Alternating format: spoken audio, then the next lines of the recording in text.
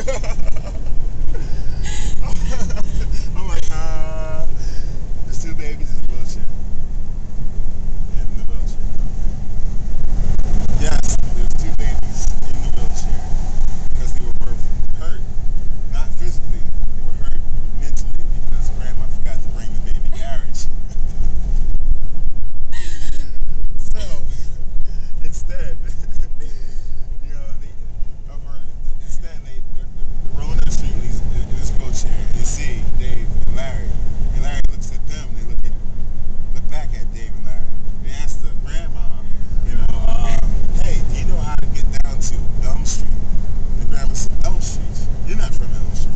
He's like, I know, you know, like we're trying to get to Elm Street. There's only two things for you to do when you go to Elm Street, and I'm pretty sure you're not doing either one of those two things. Oh.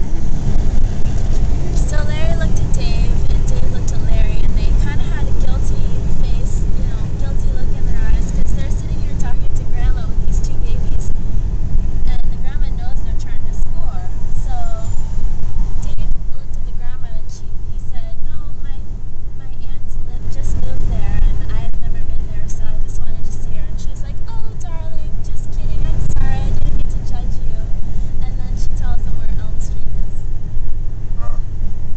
So, once again, Dave and Larry back on the road. And he driving down this unfamiliar territory, and things start to look different to him. You know, but Larry looks at the woman and says, hey, Dave, stop. And he stops the car. You know what I mean? I think we just passed Elm Street. So he backs up. When he backs up, it feels like a big bump, as if he had ran over something. And he panics. Dave panics. Larry panics. And he gets out the car, and there's nothing there. So he gets back in the car, and he rolls over again. And he gets out the car, and he sees a sign. He's like, man, I just ran over a sign. I said, what's it say? It says Elm Street. Alright. All of a sudden it started to rain, and lightning struck a tree right next to Larry, and it fell on the car. So the car was unable to move anywhere. This tree was extra large.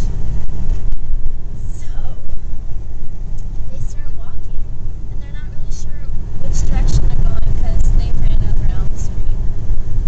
All of a sudden it starts to get dark, and they end up in some forest. There's no more streets or signs or people. And they look up and they see this red light.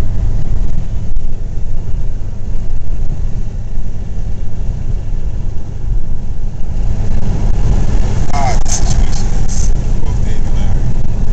Puzzled both their minds are, because they're in a place where they're pretty sure that they're not safe. You know, so Dave's like, hey man, we should start heading back.